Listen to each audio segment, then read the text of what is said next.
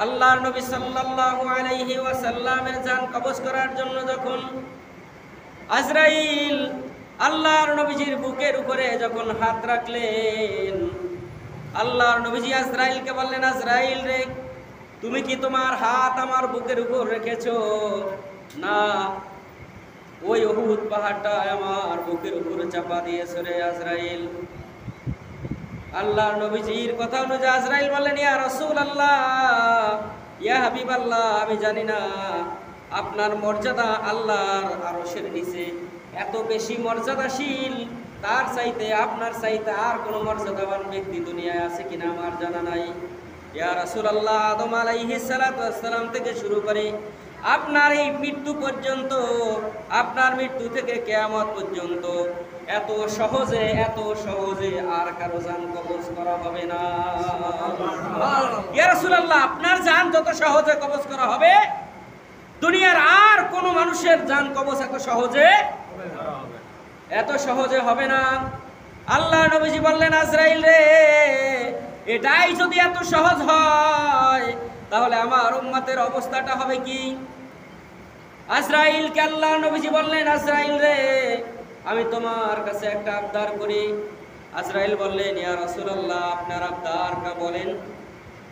আল্লাহর নবীজি বললেন, আমার উম্মতের গুনাহগার উম্মতের জান কবজের যত কষ্ট আছে, তুমি সমস্ত কষ্ট দিয়া আমার রূহটাকে কবজ করে নাও। আমার উম্মতের ইন্তেকালের সময় যেন তারা কোনো কষ্ট না পায়, সমস্ত কষ্ট দিয়া তুমি আমার জান কবজ করো।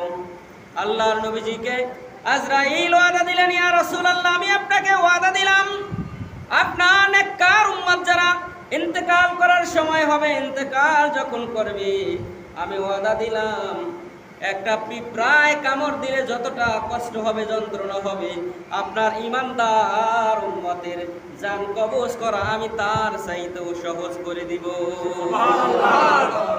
তাহলে ঈমানদারের মৃত্যুটা হবে আসানের সঙ্গে, আর বেঈমানের মৃত্যু হবে অত্যন্ত কষ্টের সঙ্গে। আল্লাহর নবীজি বললেন, ও আজরাইল, তুমি এই ওয়াদা যদি দাও তাহলে তুমি আমার জান কবজ করো। আজরাইল আসার আগেই জিবরাইল আল্লাহ নবীজিকে সালাম করে বললেন, ইয়া রাসূলুল্লাহ, আমি আজকে আমার সঙ্গে এমন একজন নতুন ফেরেশতা নিয়ে এসেছি, ইতিপূর্বে কারো জান কবজ করার জন্য তার অনুমতি নেওয়া লাগে নাই।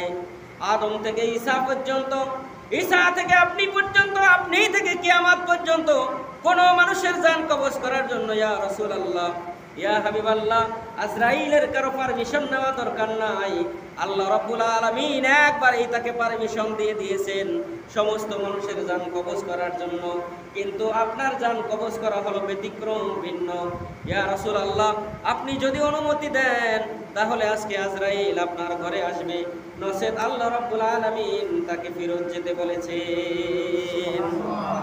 ইয়া রাসূলুল্লাহ, ইয়া হাবিবাল্লাহ, আপনি যদি দুনিয়ায় কিয়ামত পর্যন্ত বেঁচে থাকতে চান, আপনাকে থাকার অনুমতি দেওয়া হবে, আর যদি আপনি এখন চলে যেতে চান তাও আপনি যাইতে পারেন।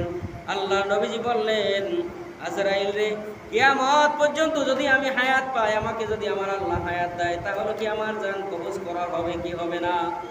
আজরাইল বলে, ইয়া রাসূলুল্লাহ, তাহলেও জান কবজ করা হবে।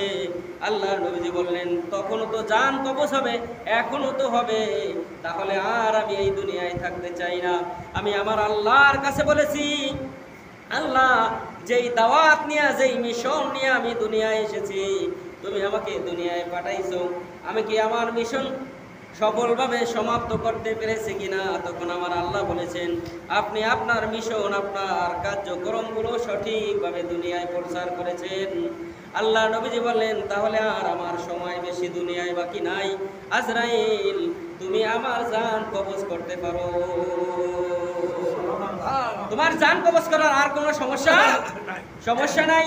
ওই সময় বুকের উপর হাত রাখার পরে ওই কথাটা, ওই কষ্টের কথাটা আল্লাহর নবীজি বলেছিলেন, আর আজরাইল ওই সময় আল্লাহর নবীজিকে ওয়াদা দিয়েছিলেন, ঈমানদারদের যখন মৃত্যু হবে, ঈমানদার মায়ের বুকে শিশু বাচ্চা যেইভাবে দুধ খাইতে খাইতে ঘুমিয়ে যায়, মায় আরাম পায় না, মায়টার পায় না কখন যে সন্তান ঘুমিয়ে গেছে, ওইভাবে ঈমানদারের রূহটা যে কখন কবজ হয়ে যাবে ইমানদার তা কখনো টের পাবে না।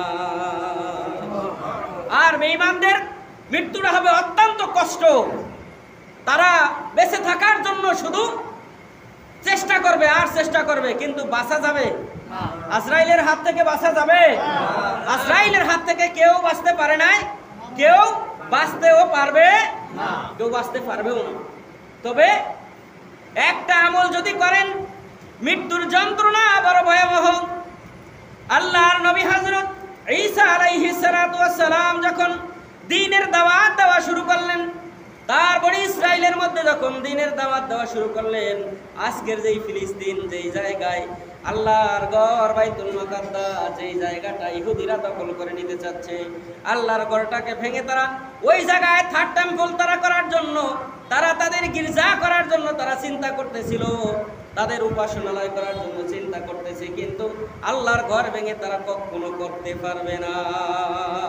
কারণ দেহে, ইমানদারদের দেহে যতক্ষণ রক্ত থাকবে, রূহটা থাকবে, ততক্ষণ পর্যন্ত কোনোদিন ইহুদিরা এই কাজ করতে পারবে না।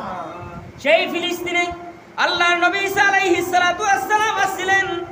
ওই মসজিদের ইমাম ছিলেন তার নানা, ওই মসজিদের ইমাম ছিলেন তার খালু হযরত জাকারিয়া। তার বাবা ছিলেন, তার বাবা নাই, তার নানা ইব্রাহিম আলাইহিস সালাতু ওয়াস সালাম, তার মা ছিল মারিয়াম আলাইহিস সালাতু ওয়াস সালামের গর্ভে যখন ঈসা নবী দুনিয়ায় আসলেন, ঈসা নবী দুনিয়ায় যখন দ্বীনের কালেমার দাওয়াত দেওয়া শুরু করলেন, দ্বীনের দাওয়াত যখন শুরু করলেন, ওই ইহুদিরা, ওই ফিলিস্তিনের লোকেরা, বনি ইসরাইলের লোকেগুলো তখন ঈসা আলাইহিস সালাতু ওয়াস সালামকে বললেন, ও নবী ঈসা, তুমি যে নবী দাবি করো এর প্রমাণ কি? ঈসা বললেন যে এই যে আমার আল্লাহ আমাকে ইনজিল কিতাব দিয়েছিলেন, এই ইনজিল কিতাব হলো আমার নবুয়তির সাক্ষী। তারা বলল আমরা বিশ্বাস করি না। তুমি যদি ওই কবরের থেকে একজন মানুষকে জিন্দা করে দেখাইতে পারো এবং তোমার নবুয়তির স্বীকৃতি যদি ওই কবরবাসী যদি দিতে পারে, তাহলে আমরা তোমার উপর ঈমান আনবো, মুসলমান হয়ে যাব। ঈসা আলাইহিস সালাতু ওয়াস সালাম বললেন, আমি তো কঠিন পরীক্ষায় পড়ে গেলাম, কারণ মৃত্যু মানুষকে কখনো চিন্তা করা সম্ভব কিনা? কি বলেন, সম্ভব? ঈসা আলাইহিস সালাতু ওয়াস সালাম সিজদায় পড়ে গেলেন। সিজদায় পড়ে আল্লাহর কাছে বললেন, আল্লাহ, আমার জাতির লোকেরা আমার কাছে এমন কঠিন প্রশ্ন করেছে আল্লাহ, যা কোনোদিন আমার দ্বারা সম্ভব নয়। আল্লাহ গো, তুমি যদি সাহায্য না করো, কোনোদিন আমি এই কাজ সম্পূর্ণ করে ওই ইহুদিদেরকে আমি বুঝাইতে পারবো না, বনি ইসরাইলদেরকে বুঝাইতে পারবো না, আর আমার নবুয়তির স্বীকৃতিও আমি লইতে পারলাম না। ও আল্লাহ, তুমি এই কঠিন অবস্থায় আমাকে তুমি সাহায্য করো। ঈসা আলাইহিস সালাতু ওয়াস সালাম সিজদার মধ্যে আল্লাহর পক্ষ থেকে ইলহাম চলে আসলো, ওহী চলে আসলো। ঈসা আলাইহিস সালাতু ওয়াস সালাম নামাজ শেষ করে, সিজদা শেষ করে যখন মাথা উঠালেন, তখন তারা বললেন যে চলো, কোন কবরস্থানে তোমরা যাইবা? ঈসা আলাইহিস সালাতু ওয়াস সালামকে নিয়ে যাওয়া হলো একটা কবরস্থানে। ওটাই ছিল পুরা ওই বনি ইসরাইল জাতির মধ্যে সবচাইতে পুরাতন কবরের স্থান। ওই জায়গায় যাওয়ার পরে বলল, ও নবী ঈসা, এটাই হচ্ছে আমাদের দেশের মধ্যে সবচাইতে বেশি পুরাতন কবরস্থান। তুমি এখান থেকে একজনকে জাগাও, একজনকে উঠাইয়া তুমি তাকে চিন্তা করে আমাদেরকে দেখাইতে যদি পারো, এবং তুমি যে নবী এই স্বীকৃতি যদি ওই লোক দিতে পারে, তাহলে আমরা তোমাকে নবী হিসাবে গ্রহণ করব। এবার ঈসা আলাইহিস সালাতু ওয়াস সালাম কবরের পাশে দাঁড়াইয়া আল্লাহর হুকুমে বললেন, কুম বিইজনিল্লাহ, ও কবরবাসী তোমরা কে আছো, আল্লাহর হুকুমে দাঁড়ায় যাও। আল্লাহর হুকুমে একজন কবর থেকে দাঁড়িয়ে গেলেন। হাসতে হাসতে হযরত ঈসা আলাইহিস সালাতু ওয়াস সালামকে সালাম দিলেন, আসসালামু আলাইকুম ও চাচা নবী ঈসা। সুবহানাল্লাহ, সালাম দিলেন, বললেন কি, ও চাচা। হায় হায়, ঈসা আলাইহিস সালাম বললেন, তুমি আমার চাচা কও কেমনে? আমার তো কোনো কেউই নাই, ভাই বেড়া আমার বেড়া কিছুই তো নাই, তা তুমি আমার চাচা কইলা? এবার লোকটা বলতেছেন, আমার বাবা ছিল হযরত নূহ আলাইহিস সালাতু ওয়াস সালাম।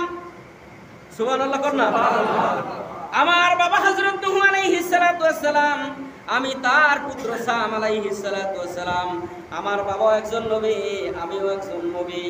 নবী নবীকে চিনবে না, এটা কেমন করে হয়?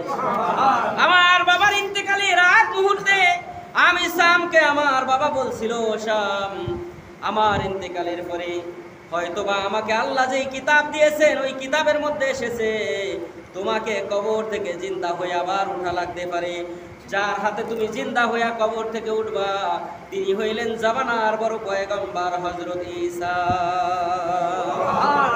ও সন্তান, তুমি আমার পক্ষ থেকে, আমার সন্তান হিসেবে আমার পক্ষ থেকে তোমার চাচাকে তুমি সালাম জানাইও এবং তোমার পক্ষ থেকেও তুমি তোমার চাচাকে সালাম দিয়া দিও।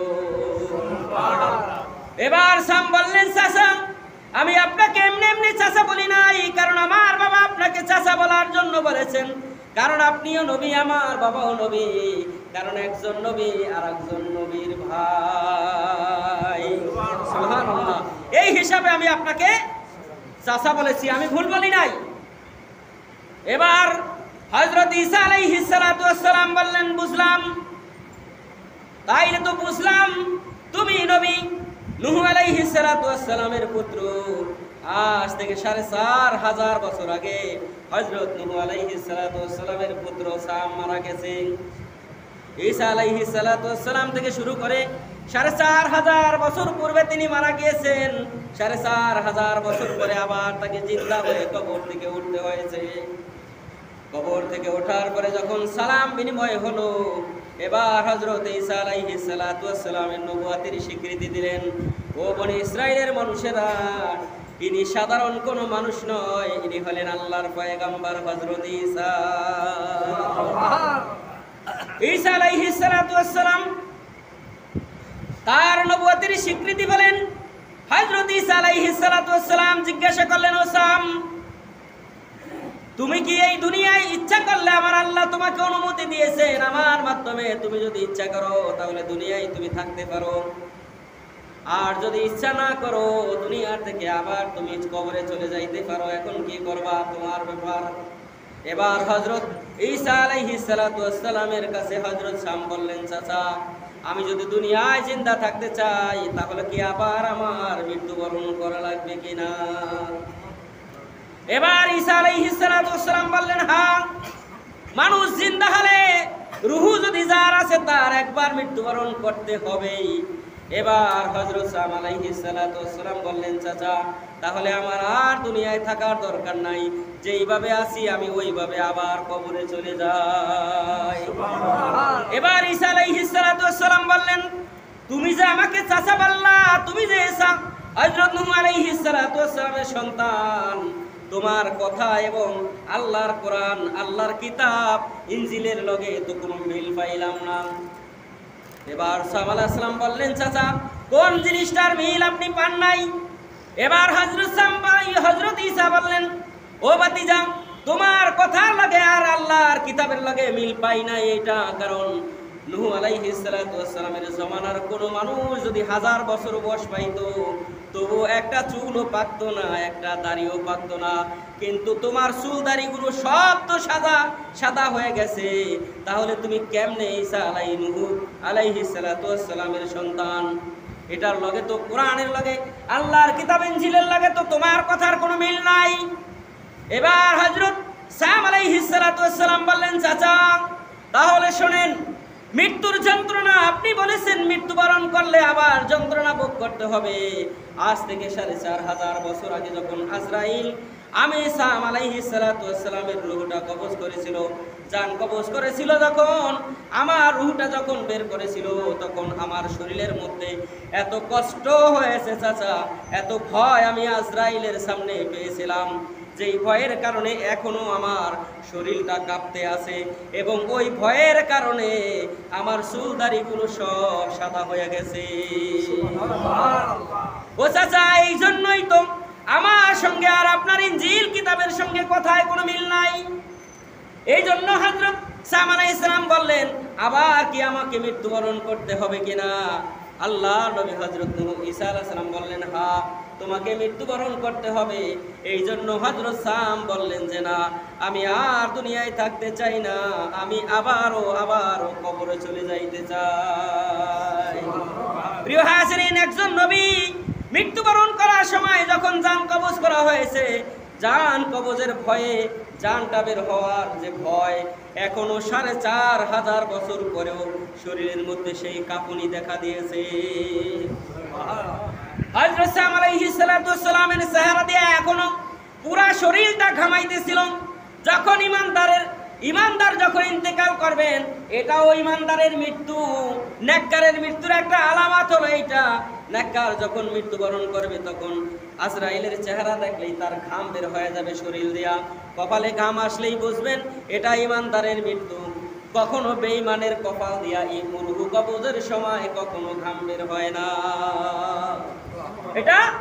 এটা মৃত্যুর, ইমানদারের মৃত্যুর একটা আলামত কি? যখন ইমানদারের জান কবজ করা হয় তখন তার কপাল দিয়ে ঘামায়, তখন তার কপাল ঘামাবে, মোজ ঘামাবে, তখন তার শরীরটা ঘামিয়ে যাবে, পুরা শরীরের ঘাম এখনো সাম আলাইহিস সালাতু ওয়াস সালামের শরীর দিয়ে বের হইতেছে।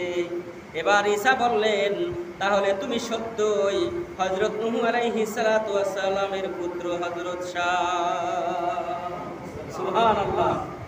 ও মুসলমান, তাদের মৃত্যু যদি এত ভয়ানক হয়, এত কষ্টের হয়, আল্লাহর নবী সাল্লাল্লাহু আলাইহি ওয়াসাল্লাম বলছেন একজন বেঈমানের মৃত্যুটা কত কষ্টের হবে। একটা তাজা বকরি ছাগল যদি গাছের সঙ্গে লটকায়া জবে দাও সারা যদি তার উপরের ছালটা ছুলে ফেলা হয়, যতটা না কষ্ট, বেঈমানের মৃত্যু তার চাইতেও বেশি কষ্ট। কঠিন কিনা? ঈমান যদি না থাকে মৃত্যুবরণ করাটা কঠিন না সহজ? অত্যন্ত কঠিন। প্রস্রাব পায়খানা করে দেয় বেঈমানরা, ইন্তেকাল করার সময় প্রস্রাব পায়খানা করে দেয়, চেহারাটা হনুমানের মতো কালো হয়ে যায়। আর ইমানদারদের চেহারাটা যদিও শেষ, শরীরে ইমানদার যদি হয়, শরীরটা যদি কালো থাকে, মৃত্যুবরণ করার সময় দেখবেন চেহারার মধ্যে একটা নূর চমকাইতেছে। সুবহানাল্লাহ। একটা নূরের হাসি তার চেহারার মধ্যে ঝলক দিতেছে। কারণ ইমানদারদের মৃত্যুটা এইরকমই হয়। ইমানদারের কপাল ঘামায় যাবে, শরীর ঘামিয়ে যাবে, মোজ ঘামিয়ে যাবে, মুখে মুস্কি মুস্কি হাসি থাকবে। কারণ সে কার সঙ্গে দেখা করতে যাইতেছে? আল্লাহর সঙ্গে দেখা করতে যাইতেছে। এর চাইতে আর উত্তম কোন উপহার কারো জীবনে হতে পারে? আল্লাহ বলে যে ইমানদার ইন্তেকাল করে, আর ইন্তেকাল করার সাথে সাথেই আমি আল্লাহর সঙ্গে তার দিদার নসিব হয়ে যায়। সুবহানাল্লাহ। মৃত্যুর যন্ত্রণা থেকে বাঁচার জন্য আল্লাহর নবী সাল্লাল্লাহু আলাইহি ওয়াসাল্লাম বলেছেন, ও আমার উম্মতেরা, তোমরা যদি মৃত্যুর যন্ত্রণা থেকে বাঁচতে চাও তাহলে একটা আমল প্রত্যেক ফরজ নামাজের পরে তোমরা করবা। কয়টা আমল? একটা আমল করতে হবে প্রত্যেক ফরজ নামাজের সালাম ফিরানোর পরে। একটা আমল যদি আমরা জীবনে করতে পারি, প্রত্যেক ফরজ নামাজের সালাম যখন ইমাম সাহেব ফিরাবে, অথবা আপনি নিজে একা একা পড়ছেন ফরজ নামাজ, সালাম ফিরানোর পরে একটা আয়াতে কারিমা কোরআনুল কারীমের সূরা বাকারার মধ্যে আছে, 255 নম্বর আয়াত। কোরআনুল কারীমের সূরা বাকারার 255 নম্বর আয়াত। আয়াতটার নাম হলো আয়াতুল কুরসি। কি নাম? আয়াতুল কুরসি। আমরা সবাই পারি? আমরা সবাই পারি না? আয়াতুল কুরসি হলো আল্লাহু লা ইলাহা ইল্লা হুয়াল হাইয়ুল কাইয়্যুম লা তাখুযুহু সিনাতুন ওয়ালা নাওম লাহু মা ফিস সামাওয়াতি ওয়া মা ফিল আরদি মান যাল্লাযী ইয়াশফাউ ইনদাহু ইল্লা বিইজনিহি يعلم ما بين أيديهم وما خلفهم ولا يحيطون بشيء من علمه إلا بما شاء وسع كرسيه السماوات والأرض ولا يعوده حفظهما وهو العلي العظيم. আল্লাহ নবীজি বলছেন, কোন ইমানদার যদি ফরজ নামাজ শেষ করার পরে, 5 ওয়াক্ত ফরজ নামাজ শেষ করার পরে আয়াতুল কুরসি যদি দৈনিক পাঠ করে, নিয়মিত পাঠ করে, আমার আল্লাহ বলছেন, ওয়াদা দিয়েছেন, আমার আয়াতুল কুরসির শক্তির কারণে, মর্যাদা ফজিলতের কারণে আমি আমার বান্দাদের মৃত্যুর কোনো যন্ত্রণা দিব না। সুবহানাল্লাহ। আয়াতুল কুরসি যদি আপনি প্রত্যেক 5 ওয়াক্ত নামাজের পরে যদি আয়াতুল কুরসি তেলাওয়াত করেন, মৃত্যুর সময় আপনি আলাপই পাবেন না, টেরই পাবেন না যে কখন আপনার ইন্তেকাল হয়ে গেছে, কখন আপনার রূহটা কবজ হয়ে গেছে, এটা আপনি আলাপই পাবেন না। সুবহানাল্লাহ। আয়াতুল কুরসি কোরআনুল কারীমের সবচাইতে শক্তিশালী আয়াতের নাম হচ্ছে আয়াতুল কুরসি। ৬৬৬৬ আয়াতের মধ্যে সবচাইতে শক্তিশালী আয়াতের নাম হলো আয়াতুল কুরসি। এই আয়াতুল কুরসি যদি কেউ নিয়মিত তেলাওয়াত করে, আল্লাহর নবী বলছেন মৃত্যুর যন্ত্রণা থেকে আল্লাহ রাব্বুল আলামিন তাকে বাঁচায়া দিবে। আর কি চাই? মৃত্যুর যন্ত্রণা হযরত সাম আলাইহিস সালাতু ওয়াস সালাম ৪৫০০ বছর পরেও মৃত্যুর যন্ত্রণা অনুভব করেছিলেন, কারণ সেই সময় তাদের কিতাবের ভিতরে আয়াতুল কুরসি ছিল না, যার কারণে তারা এই আমলও করতে পারে নাই, মৃত্যুর যন্ত্রণা থেকে রেহাইও কেউ পায় নাই। আল্লাহ রাব্বুল আলামিন উম্মতে মুহাম্মাদের জন্য এই সুযোগটা করে দিয়েছেন। আমার আল্লাহ কোরআনুল কারীমে সূরা বাকারার 255 নম্বর আয়াত, কোরআনুল কারীমে আয়াতুল কুরসি নাজিল করে জানায় দিয়েছেন, নবী হে, এই আয়াতুল কুরসি আপনার উম্মতেরা যারা ফরজ নামাজের পরে আদায় করবে, আমার আল্লাহ ওয়াদা, আমি আল্লাহ ওয়াদা দিলাম আমার বান্দাদেরকে আমি আল্লাহ মৃত্যুর যন্ত্রণা থেকে রেহাই দিয়া দিব। আর কি চাই? আপনি আমল যদি কমও থাকে, মৃত্যুর সময় আপনার মৃত্যুর যন্ত্রণা থেকে আপনি আসান পেয়ে যাবেন। কারণ নবীদের এখন পর্যন্ত সেই ভয়, তাদের মৃত্যুর সেই ভয়, রূহ কবজের ভয়টা এখনো তাদের অন্তরের মধ্যে আছে, এখনো শরীরটা ঘামাইতেছে।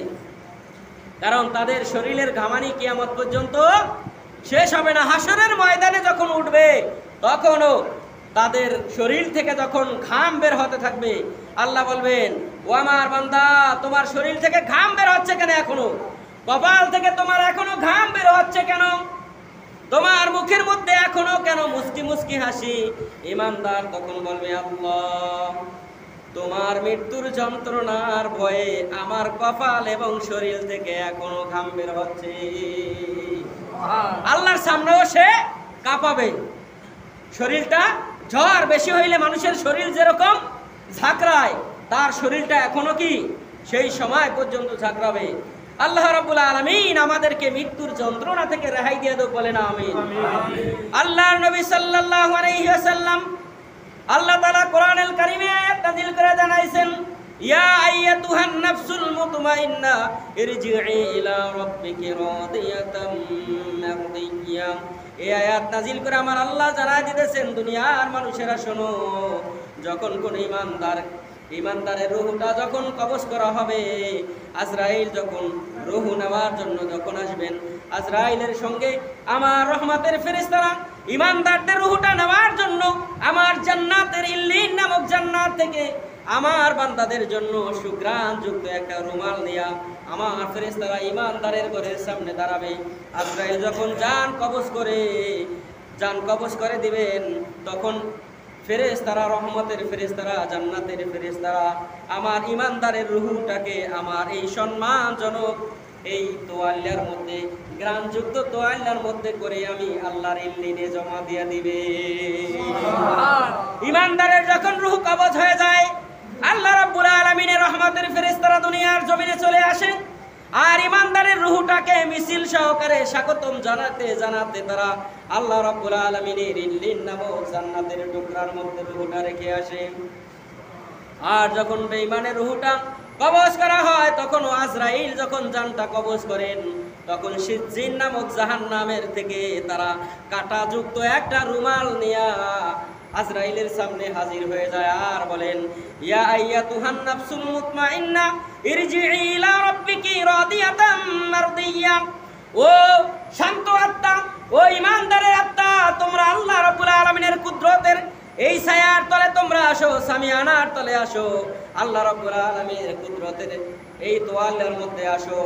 আর যখন বেঈমানদের যখন জানটা কবজ হয়, তখন আল্লাহ বলেন, ইয়া আইয়াতুহান নাফসুল মুতমাইন্না ইরজিই ইলা রাব্বিকি রাদিয়াতাম মারদিয়্যা ফাদখুলি ফি ইবাদি ওয়াদখুলি জান্নাতি। তোমরা আল্লাহ রাব্বুল আলামিনের এই টুকরা জান্নাতের মধ্যে তোমরা প্রবেশ করো এবং এখানেই তোমরা কিয়ামত পর্যন্ত আরামের সাথে থাকো। আর বেঈমানদের রূহটা বের করে যখন সিজ্জিন নামক জাহান্নামের মধ্যে নেওয়া হয়, তখন জাহান্নামের ফেরেশতারা কাঁটাযুক্ত ওই রুমালের মধ্যে তার রূহটা নেওয়া হয়। যেই দিকে রূহটা দৌড় দেয় ওই দিকেই শুধু কাঁটা ঢুকে যায় আর চিল্লাপাল্লা শুরু করতে থাকে। এই অবস্থায় তার রূহটাকে নিয়ে জাহান্নামের মধ্যে ফেলানো হয়। আর আল্লাহ রাব্বুল আলামিন বলেন, না ফরমান, এই রূহটা কিয়ামত পর্যন্ত এই জাহান্নামের মধ্যে হাবুডুবু খাইতে থাক আর জাহান্নামের আযাব ভোগ করতে থাকো। কিয়ামতের ময়দানে উঠাইয়া আমি আল্লাহ এর চাইতে আরো কঠিন জাহান্নামে তোমাকে নিক্ষেপ করব। প্রিয় হাজিরিন, এই জন্য আমরা আয়াতুল কুরসিটা সর্বসময় তেলাওয়াত করব। আমরা যারা তেলাওয়াত করতে জানি না আমরা প্রায় শিখে নিব, কারণ আমরা প্রত্যেক ফজর নামাজের পরে আমরা সূরা হাসরের আগে আয়াতুল কুরসি তেলাওয়াত করি। প্রত্যেক আয়াতুল কারি আমরা সালাম ফিরানোর পরে আয়াতুল কুরসিটা আমরা তেলাওয়াত করি। আমরা অনেকদিন যদি চেষ্টা করি একই সাথে পড়তে পড়তে আমরা শিখতে পারবো। কি বলেন, পারবো না? এখন আমরা যারা আরবি পড়তে পারি না বলতে পারেন আমরা তো আরবি জানি না, বাংলা জানি। বাংলায় লেখা আছে কোরআনুল কারীমের মধ্যে, একদম উচ্চারণ সহকারে লেখা আছে। আপনি সেখান থেকে ইচ্ছা করলে মুখস্থ করে নিতে পারেন, কারণ আয়াতুল কুরসি একটা মাত্র আয়াত, এত কঠিন না। দুনিয়ার সব জিনিস আপনি মুখস্থ করতে পারলেন। দুনিয়ার জায়গা জমিন যদি কেউ নিয়ে যায়, আপনি কাগজপত্র কিছু বোঝেন না, তারপরও কি মামলা করা থেকে আপনি বিরত থাকবেন? তাহলে দুনিয়ার জমিন নিয়ে যায় এই জন্য আপনি মামলা করেন। কত কোর্ট কাছারি আইন আদালত আপনি দেখতে যান, বুঝতে চান, চেষ্টা করেন, তারপরে আপনি বুঝিয়া ছাড়েন। কিন্তু যেই কোরআনের আয়াতটা আপনি পড়লে মৃত্যুর যন্ত্রণা থেকে রেহাই পাবেন, একদিনও চেষ্টা করলেন না সেই আয়াতটা একটু মুখস্থ করি। কি বলেন? এই চেষ্টা করি করিই না, মানে এটার দিকে আমাদের কোনো ভাবনাই নাই যে আমাদের মৃত্যুবরণ করতে হবে। এই চিন্তাটা আমাদের মাথার ভিতরে একেবারেই নাই। আমরা মনে করি যে আমরা মানুষ আসছি দুনিয়ায় কয়েকদিন খাইম লইম ফুর্তি করুম, মরিয়া যাইম, কবরে থুই আইব, এরপরে পয়সা যাইম, গলিয়া যাইম, মিশিয়া যাইম, আমার ঘরে আর আল্লাহ পাইব না। এরকম কি বলেন? এরকম নাকি? যে আল্লাহ নাইট থেকে বানাইতে পারছে সেই আল্লাহ বানানোর থেকে আবার বানাইতে পারবো না? তাহলে আমরা মনে করি কি জানেন, আমরা মনে করি যে মনে হয় মিশিয়ে গেলেই শেষ। হিন্দু মতন ওরা যেমন পুরিয়া আলায়, ওরা পুরিয়া সাই করিয়া আলায়, ওইগুলেন মাটির লাগে মিশিয়া জায়গা। ওরা মনে করে যে আর কোনোদিন বুঝি আল্লাহ আমাদেরকে পাবে না। কিন্তু আমাদের কি এরকম কোনো বিশ্বাস অন্তরে আছে নাকি যে মরিয়া গেলে আমাদের কবরে থিয়াইবা, আমরা পয়সা করলে মিশিয়ে যাই, আমাদেরকে আর পাবে না? এরকম আমার এই দেহটার শাস্তি হবে না, রুহুটার?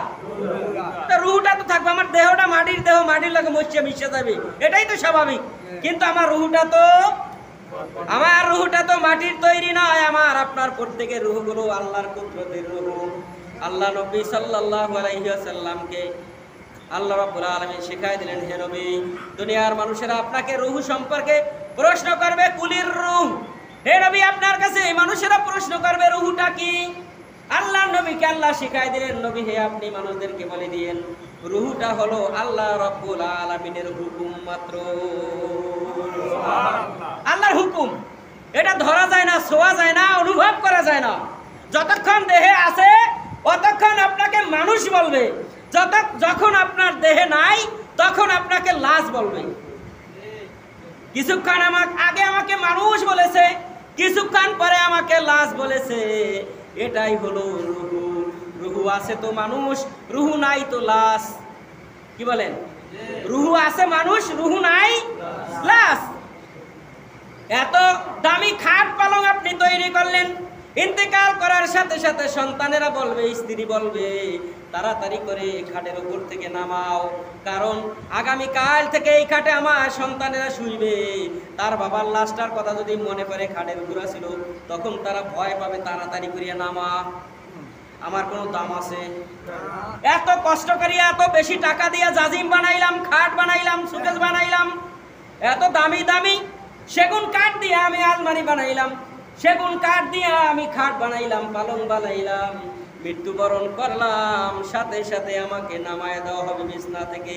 বলবে কোন রকম একটা চট লাইসিয়া দে অথবা একটা সিরামিরা ওগলা লাইসিয়া দে, কারণ কিছুক্ষণের মধ্যে তাকে আর এই ঘরে রাখা হবে না। এই ঘর থেকে জনমের মতন কবরস্থানে বিদায় করা হবে। কি বলেন? বলে কিনা? বলবে কিনা?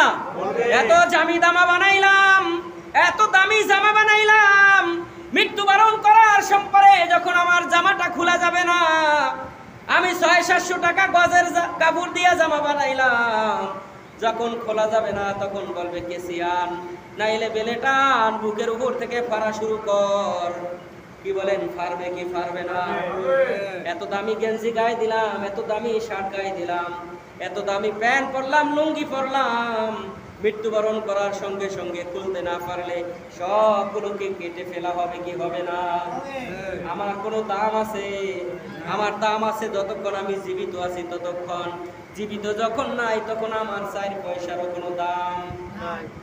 এত টাকা পয়সা বাড়ি গাড়ি সবগুলো বানাইলাম, কেউ আমার মৃত্যুর পরে আমার আর খবর 3 দিন পরে নিবে না। কি বলেন? নিবে? 4 দিনের দিন একটা দোয়া করায় দিবে, কিছু মানুষকে দাওয়াত দিয়ে খাওয়াই দিবে, 7 দিনের দিন খাওয়াই দিবে, 40 দিনের দিন খাওয়াই দিবে। এরপরে আর আমার কথা মনেও থাকবে না। আমার কবরের উপর দিয়ে কুকুর যাবে, শুকুর যাবে, আমার কবরের উপর দিয়ে গরু ছাগল যাবে, মানুষ যাবে, জুতা পাই দিয়া ঝাড়ু দেওয়া হবে কবরস্থানকে। কিন্তু আমরা আর ওই কবরগুলোর কোনো খবর নেই না। কি বলেন? নেইনি? তাইলে কি দাম আছে আমার আপনার জীবনের?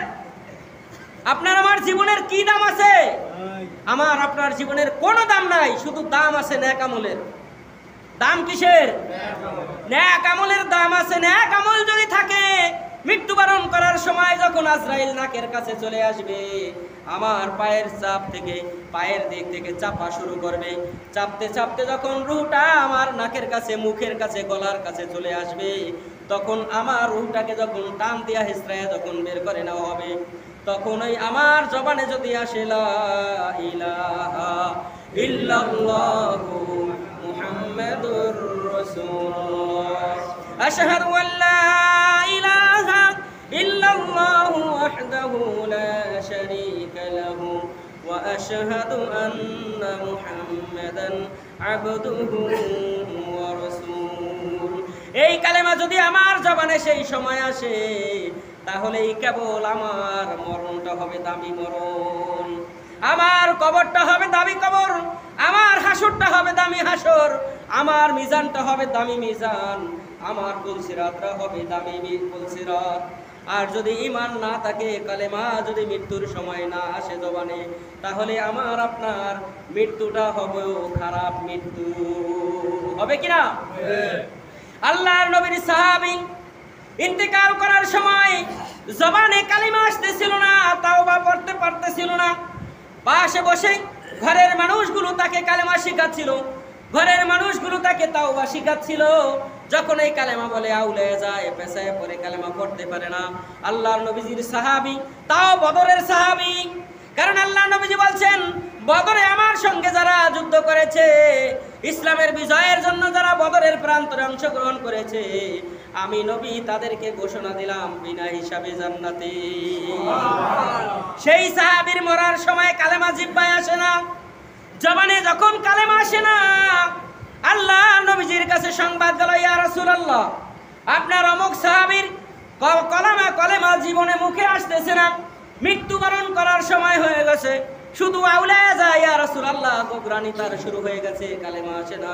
আল্লাহর নবীজির বুঝার বাকি নাই, নিঃসন্দেহে মাকে কষ্ট দিয়েছে অথবা বাবাকে কষ্ট দিয়েছে, যার কারণে আল্লাহ এই মৃত্যুর সময় তার জবানে কালেমা রাখে নাই। আল্লাহর নবীজি বললেন, তাই নাকি? তার জবানে যেহেতু কালেমা আসে না, বাড়িতে খবর নাও, কেন তার জবানে কালিমা আসতেছে না, তার জবানে কেন কালিমা আসে না। খবর নিয়ে জানা গেল তার মাকে সারাটা জীবন কষ্ট দিয়েছে, বিয়া করার আগ পর্যন্ত মায়ের সঙ্গে ভালো ব্যবহারই করেছে, বিয়া যখন করেছে, অন্য বাড়ির একটা শয়তান যখন ঘরের মধ্যে ঢুকেছে, ওই শয়তান যা কইতো ওই অনুযায়ী মার সঙ্গে খারাপ ব্যবহার করা হতো। এবার আল্লাহ নবীজির কাছে খবর গেল, ইয়া রাসূলুল্লাহ, আপনার সাহাবী বদরি হইলে হবে কি? সে তো তার মায়ের সঙ্গে খারাপ আচরণ করেছে, মাকে কষ্ট দিয়েছে, আল্লাহ নবীজি বললেন তাড়াতাড়ি করে কাঠ জোগাড় করো, তার বাড়ির উঠানে কাঠ জোগাড় করে রাখো। কাঠ যখন নিয়া তার বাড়ির উঠানে যখন স্তূপ করা হলো, মা বৃদ্ধ মানুষ হাঁটতে চলতে পারে না, এমন লুঞ্জু হয়ে গেছে। মা ঘরের জানালার ফাঁক দিয়ে দেখলেন বাড়ির উঠানে অনেক কাঠ এক জায়গায় করা হয়েছে। মা জিজ্ঞাসা করলো কাঠগুলো কার জন্য আনা হয়েছে, এই কাঠগুলা দিয়ে কি করবা?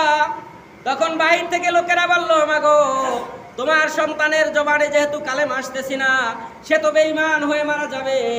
বেঈমানের জন্য আল্লাহর কবর হয় না, কারণ বেঈমানের জন্য পোড়াইতে হয়। কারণ যাদের ঈমান নাই তাদেরকে কবরে থুইয়া কোনো লাভও, তাদের কোনো কবরে থুইয়া লাভ নাই, কোনো লাভ হবে না। মাইট তো সারা জীবন পুড়িয়া হালাইলেও খাইব, ওই কবরে থুইলেও তো খাইব। এই জন্য তোমার সন্তান ইন্তেকাল করার সময় হয়ে গেছে, জবানে তো কালেমা আসতেছে না, আল্লাহ নবীজি অনুমতি দিয়েছেন কাঠ জোগাড় করার জন্য। ইন্তেকালের পরে এই কাঠগুলা দিয়া তোমার সন্তানকে আমরা পুড়ে ফেলবো। এবার মা বললেন, আমার সন্তান আমাকে যত কষ্ট দিয়েছে দেব, সন্তান আমাকে কষ্ট দিয়েছে তাতে কোনো আফসোস নাই। আমি কিভাবে মা হয়ে আমার সন্তানকে পোড়ার দৃশ্যটা আমি চোখে দেখবো। তোমরা সাক্ষী থেকো, আমার সন্তানকে আমি চিরদিনের জন্য মা হয়ে মাফ করে দিলাম।